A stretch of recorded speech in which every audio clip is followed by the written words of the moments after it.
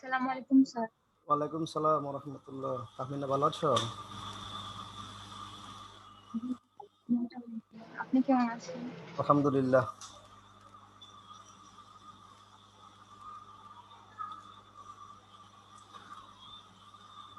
আমাদের ক্লাসগুলো যখন ইউটিউবে মানে তোমাদের গ্রুপে আপলোড দেওয়া হয় তখন দেখা যায় অনেকেই এটাকে দেখে, ক্লাসে কেউ আসে না। এটার কি কারণ থাকতে পারে বলো তো দেখি?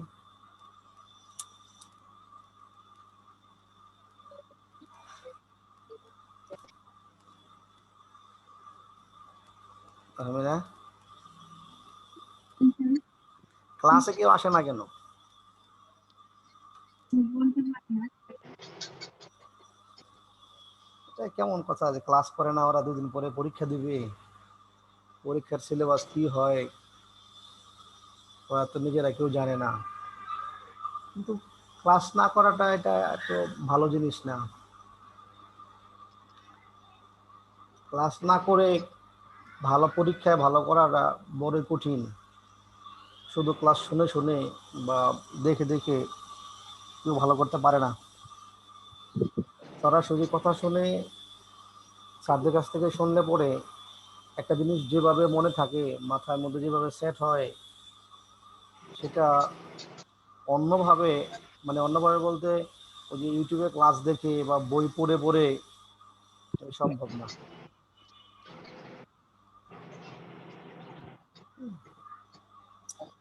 যাই হোক, ওরা না আসে, ওদেরকে কিছু করার নেই। ওরা ওদের বাসায়, ওদেরকে তো জোর করে আনা যাবে না। চলো আমরা আমাদের কাজ এগিয়ে যাই।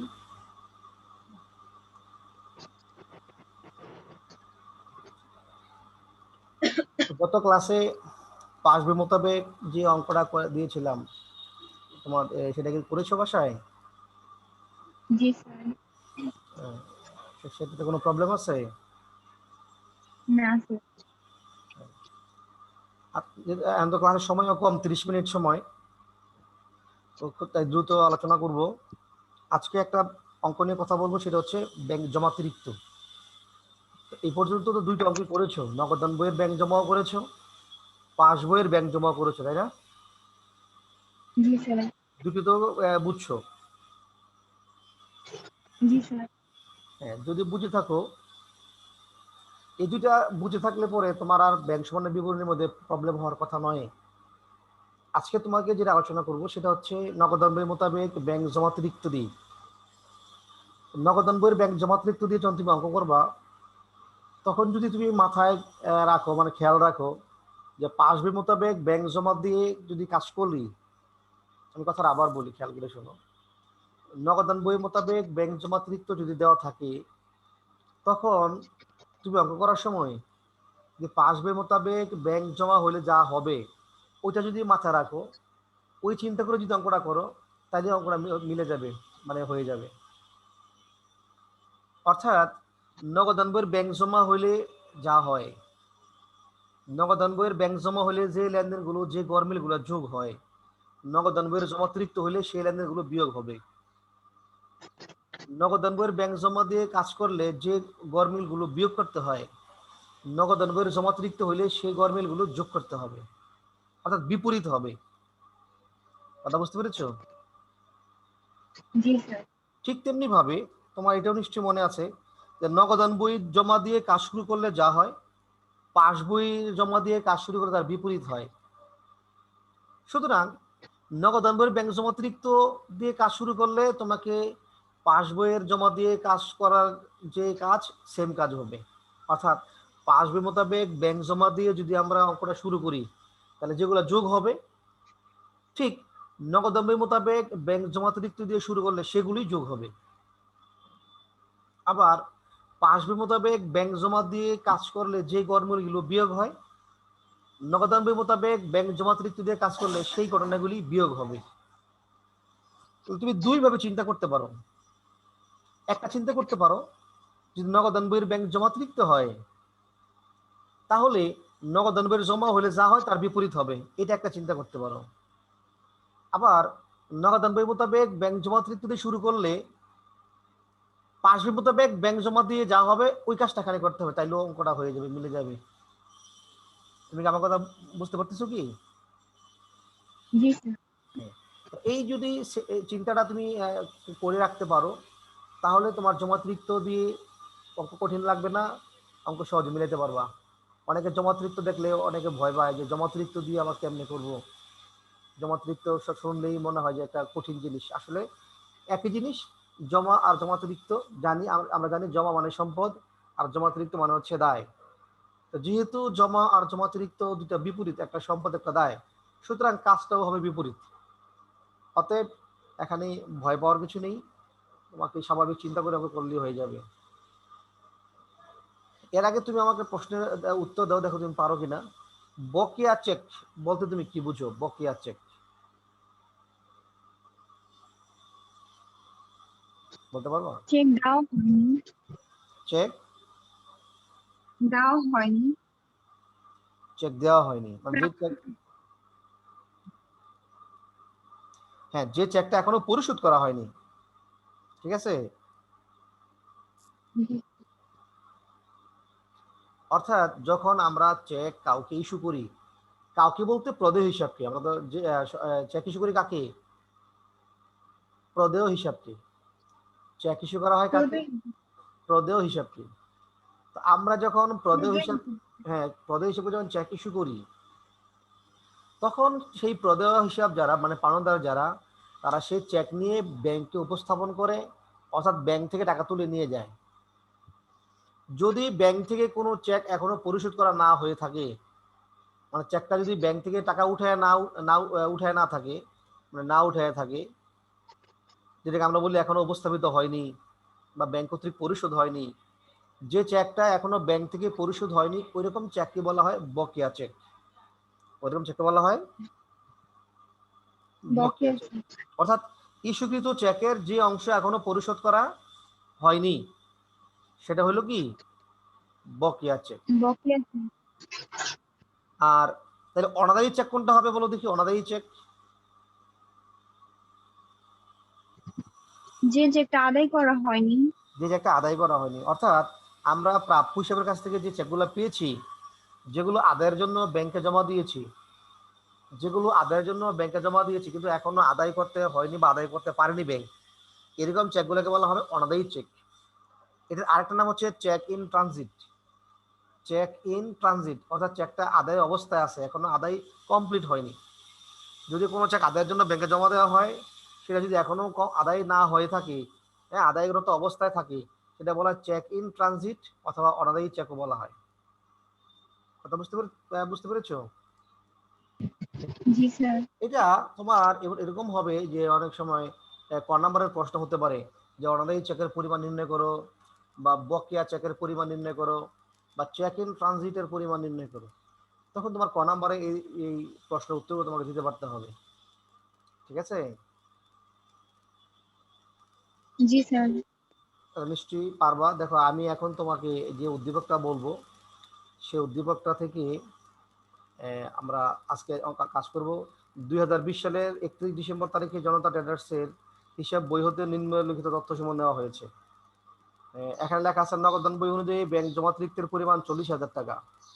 এখানে আগেই অঙ্কটা ছিল ব্যাংক জমার উদ্বৃত্ত দিয়ে, আর এখন দেওয়া আছে ব্যাংক জমাতিরিক্তের পরিমাণ, যা ব্যাংক বিবরণীর সাথে মিল ছিল না।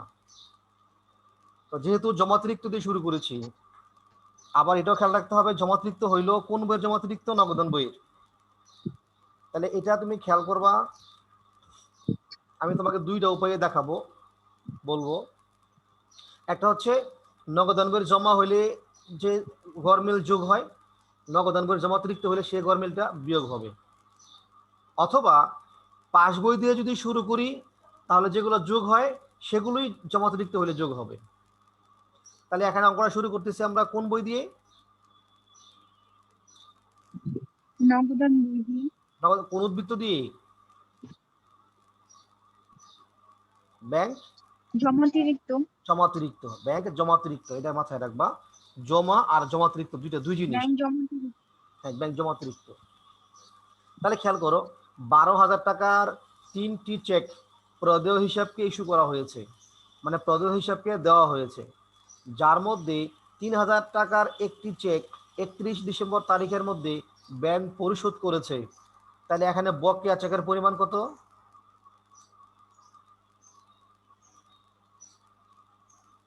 9,000 টাকা। 9,000 টাকা। Very good. তাহলে আমাকে বলো যে এই যে 9,000 টাকা এখনো ব্যাংক কর্তৃক পরিশোধ হয়নি, আর নগদান বইয়ের ব্যাংক জমা থেকে শুরু করেছি, তাহলে এটা কি হতে পারে? যোগ হবে না বিয়োগ হবে? একটু চিন্তা করে বলো দেখি।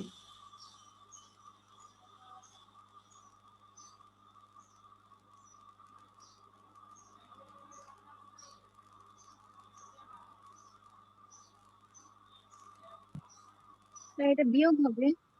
বিয়োগ হবে। ভেরি গুড, বিয়োগ হবে। কারণ যেহেতু পাস বইয়ে টাকা বেশি আছে, পাস বই কি আছে?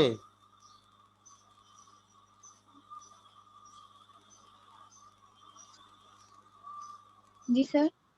যেহেতু এখানে পাস বইয়ে বেশি আছে, তাই না?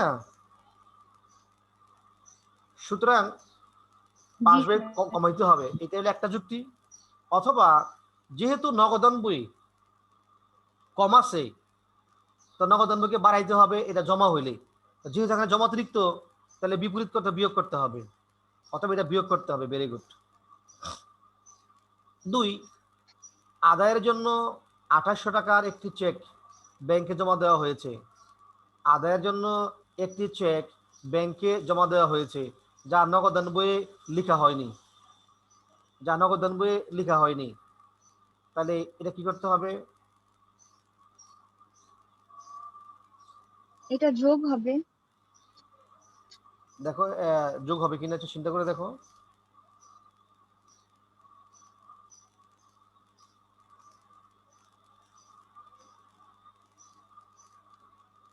জি স্যার, এটা যোগ হবে। আচ্ছা, আদায়ের জন্য 2800 টাকার একটি চেক ব্যাংকে জমা দেওয়া হয়েছে যা নগদান বইতে লেখা হয়নি। তো নগদান বইতে লেখা না হলে নগদান বই কম না বেশি? কম। কম হলে কি করতে হবে? যোগ করতে হবে। কিন্তু যেহেতু এটা জমা অতিরিক্ত, সেহেতু কি করতে হবে?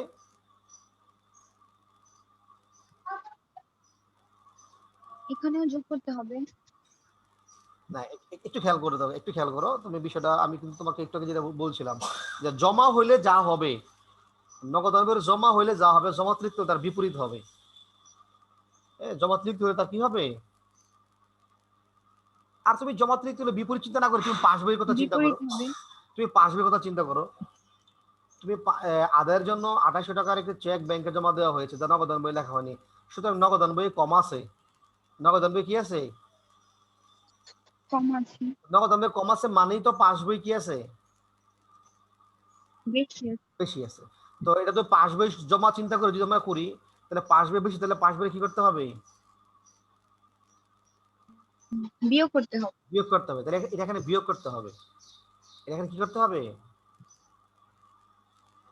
বিয়োগ বিয়োগ করতে করতে হবে। হবে। এটা হচ্ছে অঙ্কটা মিলানোর জন্য এইভাবে চিন্তা করা।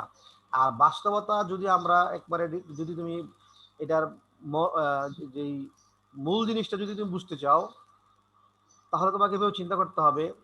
জমাতিরিক্ত মানেই দায়। জমাতিরিক্ত মানে কি? দায়। দায়।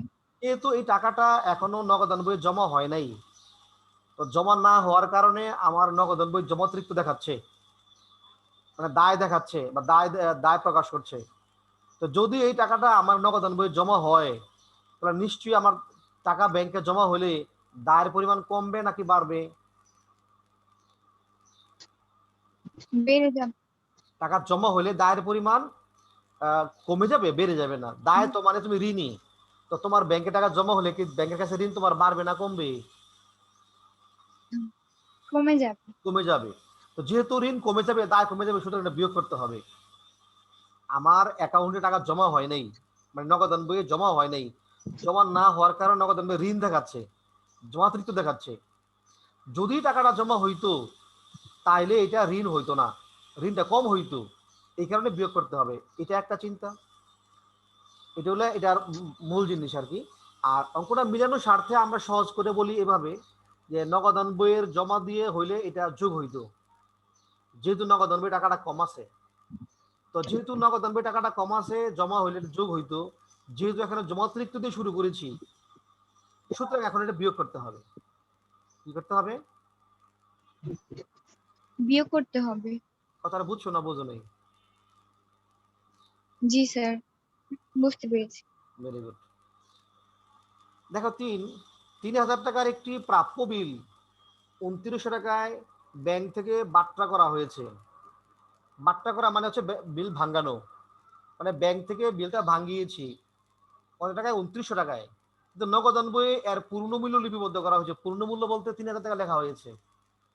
বিলটা ভাঙিয়েছি 2900 টাকায়, নগদান বইয়ে আমার 2900 টাকায় লেখার কথা ছিল ব্যাংকের ঘরে, কিন্তু আমি এখানে লিখে ফেলেছি পূর্ণমূল্য বলতে 3,000 টাকা লিখে ফেলেছি। নগদান বইয়ে কম লিখেছি না বেশি লিখেছি? বেশি লিখেছি। কত বেশি লিখেছি? 100 টাকা। 100 টাকা। সুতরাং নগদান বই 100 টাকা বেশি আছে। 100 টাকা কি আছে? বেশি আছে। তাহলে নগদান বই জমা দিয়ে শুরু করলে এটা কি করতে লাগতো? বিয়োগ করতে হতো। বিয়োগ করতে হতো। যদি আমি জমাতিরিক্ত, তাহলে এখন কি করব? যোগ করব। এখন যোগ করে দেবো। এই তো, মানে এইভাবে তুমি চিন্তা করলেই তোমার বিষয়টা ইজি হয়ে যাবে। যেহেতু নগদান বই 100 টাকা বেশি আছে, তো সেহেতু আমার নগদান বইয়ের জমা হলে এটাকে বিয়োগ করা লাগতো। যেহেতু এখানে জমাতিরিক্ত আছে, সুতরাং এখন কি করতে হবে? যোগ করতে যোগ হবে। করতে হবে। বিষয়টা বুঝতে পেরেছো না? জি স্যার। ফাইন। এবার দেখো 4 নাম্বার গড় মিলে কি বলা হয়েছে? প্রাপ্য হিসাব হতে প্রাপ্ত 15,000 টাকার 5টি চেক। প্রাপ্য হিসাব হতে প্রাপ্ত 15,000 টাকার 5টি চেক আদায়ের জন্য ব্যাংকে জমা দেওয়া হলেও তা 3 জানুয়ারি 2021 তারিখে আদায় হয়। এটা কি করতে হবে?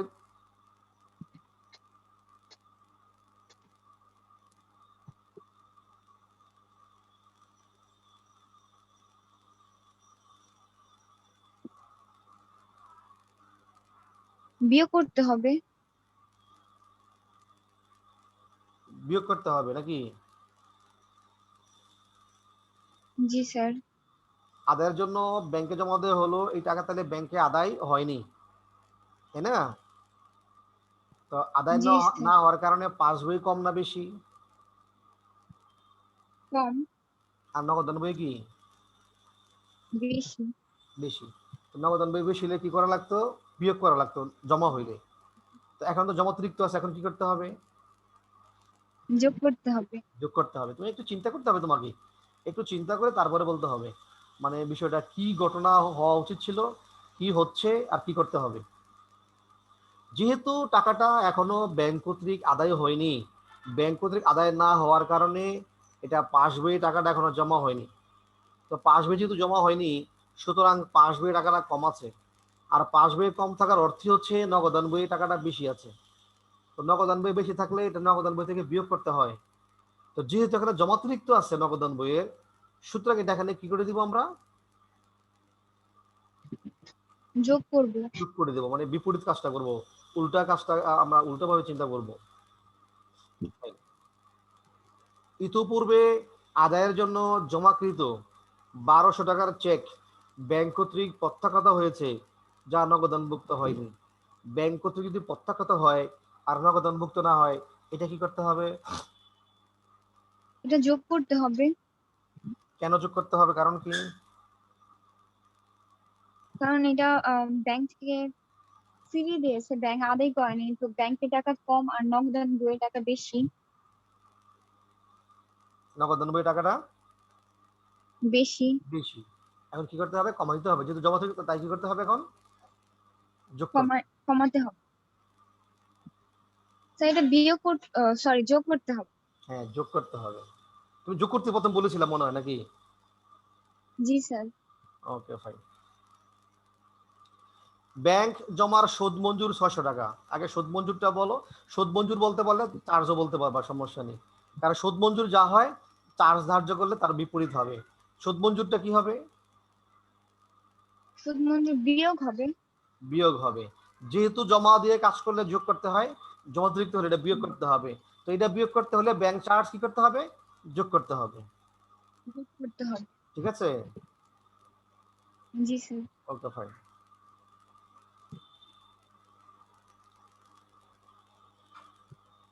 দেখো 7 নাম্বার বলে হয়েছে, ব্যাংক কর্তৃক বিনিয়োগের সুদ আদায় যা নগদানভুক্ত হয়নি, কি করব?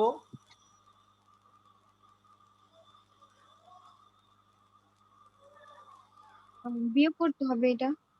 বিয়োগ করতে হবে, ভেরি গুড। 8 নাম্বারটা বলো, প্রাপ্য হিসাব কর্তৃক সরাসরি ব্যাংকে জমা যা নগদানভুক্ত হয়নি, কি করতে হবে? এটা বিয়োগ হবে। এইটাও বিয়োগ হবে। তাহলে নিশ্চয়ই তুমি জমাতির বিষয়টা, কনসেপ্টটা ক্লিয়ার হয়েছো? জি স্যার। মানে কঠিন কিন্তু নয়, তুমি শুধু জমাটা যদি পারো, জমাটা পারলে জমাতিরিক্তটা কিন্তু ইজি, একই বিষয়। মানে শুধু জমার চিন্তাটা করব, জমার চিন্তা তার বিপরীত কাজটা করব। এতক্ষণে রামিসে আসছে, বুঝছো, ক্লাসে। তো যেহেতু জমা দিয়ে কাজ করলে যেটা হবে, জমাতিরিক্ত দিয়ে কাজ করলে সেটা আমরা একটু বিপরীত চিন্তা করব। তুমি এটা যদি সাবধানে একটু চিন্তা করে করো, দেখবা তোমার অঙ্কটা অটোমেটিকলি মিলে গেছে। তো দেখো এখানে প্রথম ক নাম্বারের প্রশ্ন ছিল বকেয়া চেকের পরিমাণ। তুমি এটা প্রথমে উত্তর দিয়েছিলে, বকেয়া চেকের পরিমাণ কত? 9,000 টাকা। 9,000 টাকা। লিখবা কিভাবে? লিখবা এইভাবে যে বকেয়া চেকের পরিমাণ নির্ণয় করা হলো। এবার ইস্যুকৃত চেক 12,000 টাকা, এর মধ্যে রামিসা জি স্যার। ভালো আছো? জি স্যার, আলহামদুলিল্লাহ। এখন তো 30 মিনিটের ক্লাস, তুমি আইনা পরে স্যার, ঘুম থেকে উঠতে দেরি হয়ে গেছে। আরে 10:30 বা যদি ঘুমতে দেরি হয়ে যায় তো কেমনে হবে? ব্যাংক ব্যাংক ব্যাংক সমানী বিবরণী পারো এখন নাকি? না স্যার। আরে পারো না তাহলে কেন? একটু ক্লাসগুলো একটু ভালো করে দেখো। হ্যাঁ, ব্যাংক সম্বন্ধে যে ক্লাসগুলো দিয়েছি, আসলে সরাসরি ক্লাস করলে যেটা সহজ হয়, ইউটিউবে দেখে আসলে অতটা সহজ হয় না। তোমরা তো ক্লাসগুলো মিস করতেছো বেশি। আচ্ছা দেখো, ক নাম্বার যেটা বলেছে তাহমিনা, বকেয়া চেকের বিষয়টা কি তুমি ক্লিয়ার হয়েছো? জি স্যার। ফাইন। তো দেখো 3, 5, 7, 8 এই 3-4টা লেনদেন আমানতকারীর বইয়ে জাবেদা দিতে বলা হয়েছে এখানে। আমানতকারী বলতে কারবারকে বোঝানো হয়। আমানতকারী মানে হচ্ছে কারবার। 3, 5, 7, 8, তাহমিনা বা রামিসা, যে পারো বলো 3 তারিখের এই লেনদেনটা জাবেদা বলো আমানতকারীর বইয়ে।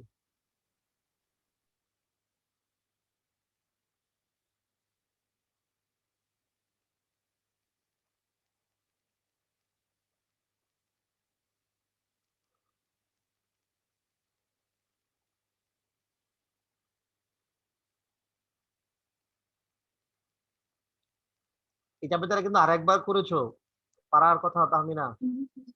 রামিসা বলো, জি স্যার। বলো জাবেদাটা বলো। ব্যাংক ব্যাংক হিসাব ডেবিট হবে আর ভাটা হিসাব ডেবিট, প্রাপ্য বিল হিসাব ক্রেডিট। Credit, very good. কয় টাকা কয় টাকা, টাকা সহ বলো।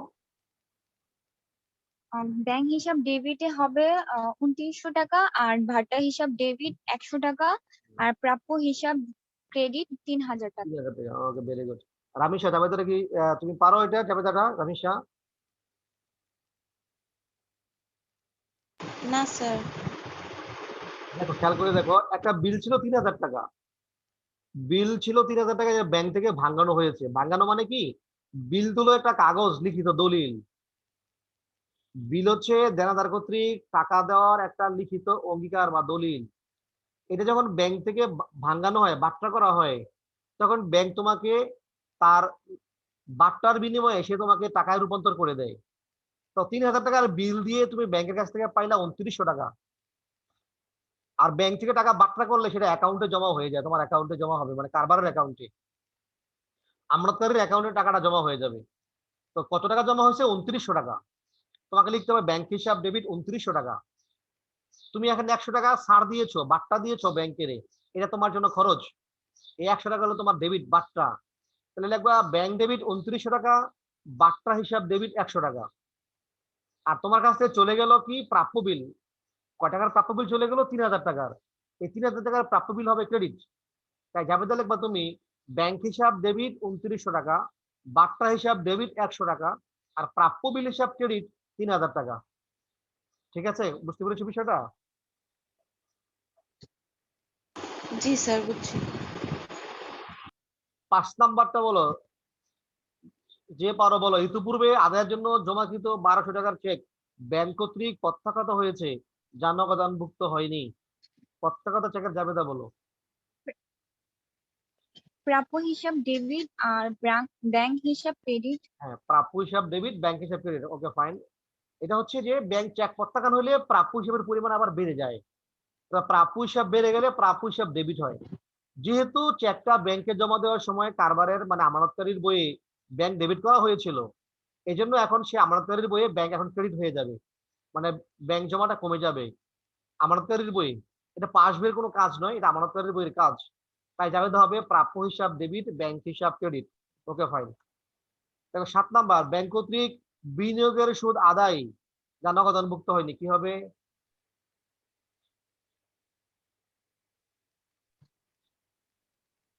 ব্যাংক হিসাব ডেবিট আর বিনিয়োগের সুদ ক্রেডিট। Very good. এখানে বিনিয়োগের সুদটা হচ্ছে আমানতকারীর জন্য আয়। যেহেতু বিনিয়োগের সুদটা আমানতকারীর জন্য আয়, এজন্য সুদটা হবে ক্রেডিট। আর টাকাটা যেহেতু ব্যাংকে জমা হয়েছে, ব্যাংক জমার পরিমাণ বৃদ্ধি পেয়েছে, সেখানে ব্যাংক হবে ডেবিট। তোমার জাবেদা ঠিক আছে, একদম কারেক্ট। ব্যাংক হিসাব ডেবিট, বিনিয়োগের সুদ হিসাব ক্রেডিট। 8 নাম্বারটা রামিসা বলবা, কি জাবেদা হবে? প্রাপ্য হিসাব কর্তৃক সরাসরি ব্যাংকে জমা 4000 টাকা নগদানভুক্ত হয়নি। রামিসা বলো 8 নাম্বারটা।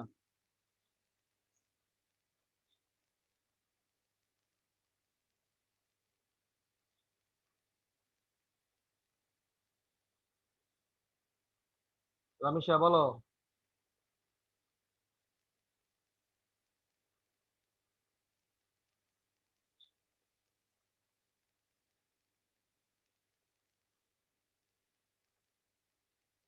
রামিসা কি শুনতে পাচ্ছ আমাকে? জি স্যার। বলো 8 নাম্বার জাবেদাটা বলো। 8 নাম্বারের প্রাপ্য হিসাব কর্তৃক সরাসরি ব্যাংকে জমা জাবেদাটা বলো।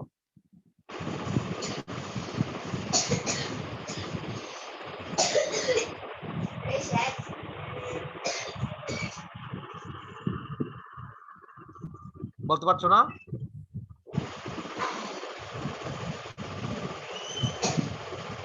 ব্যাংক হিসাব ডেবিট, প্রাপ্য হিসাব ক্রেডিট। হ্যাঁ, এই তো, এটা সাহস করে বলতে হবে তো। হয়েছে তো, ধন্যবাদ।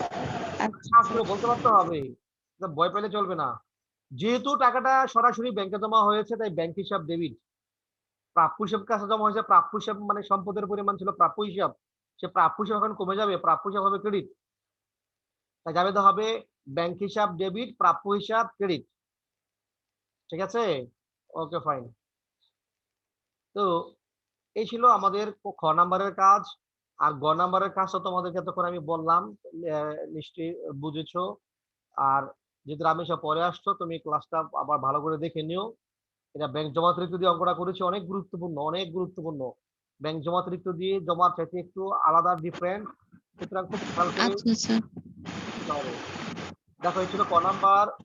ক নাম্বারে জাবেদাগুলো আমি এখানে লিখে দিয়েছি, তোমরা মুখে মুখে বলেছো তোমাদের গুলো হয়েছে, তারপরেও আমি এখানে জাবেদাগুলো করে দিয়েছি স্লাইডে, তোমরা এগুলো দেখে নিবা। এখানে দেওয়া আছে, দেখো এখানে 7-8 জাবেদা তোমরা নিজেরা মুখে মুখে বলতে পেরেছো। এই ছিল আমাদের ব্যাংক সমন্বয় বিবরণীটা। এটা শুরু হয়েছিল নগদানবী মোতাবেক ব্যাংক জমাতিরিক্ত দিয়ে, নগদানবী মোতাবেক ব্যাংক জমাতিরিক্ত দিয়ে 40,000 টাকা। তো যেগুলো যোগ হবে এগুলো আমরা আগে যোগ করব, যেগুলো তোমরা আগেও করেছো। এতক্ষণ আমি এগুলো তোমাদেরকে বলেছি, জাস্ট এখন শুধু স্লাইডগুলো দেখিয়ে দিচ্ছি। এগুলো ছিল বিয়োগের, এই বিয়োগের বিষয়গুলো এখানে লিখে সবগুলা বিয়োগের আইটেম যোগ করে আমরা যদি মাইনাস করি, তাহলে শুরু করেছিলাম 40,000 টাকা দিয়ে, বের হয়েছে 35,300 টাকা। শুরু করেছি নগদান বই দিয়ে, বের হবে পাস বই। তাহলে এটা হবে পাস বই মোতাবেক ব্যাংক জমাতিরিক্ত। শুরু হয়েছিল নগদান বই মোতাবেক ব্যাংক জমাতিরিক্ত দিয়ে, আর এখন হবে পাস বই মোতাবেক ব্যাংক জমাতিরিক্ত। আগামী একটা ক্লাস পাস বইয়ের ব্যাংক জমাতিরিক্ত দিয়ে তোমাদের করে দেখাবো, এবং সেটা করে এই ব্যাংক সমন্বয় বিবরণীটাকে যদি মনে করো যে পারো, তাহলে শেষ করে দেব। ঠিক আছে, আচ্ছা স্যার। নেক্সট ক্লাসে করাবো পাস বই মোতাবেক ব্যাংক জমাতিরিক্ত দিয়ে ইনশাল্লাহ। বলো তাহমিনা বা রামিশা, কোনো প্রশ্ন আছে তোমাদের? না স্যার। তাহমিনা? না স্যার। বুঝতে পেরেছো? জি স্যার। তাহলে যদি প্রশ্ন না থাকে তাহলে ক্লাস এখানে শেষ করছি আজকে। সবাই ভালো থেকো তোমরা। সবাইকে অসংখ্য ধন্যবাদ। স্যার আসসালামু আলাইকুম। ওয়ালাইকুম আসসালাম ওয়া রাহমাতুল্লাহ।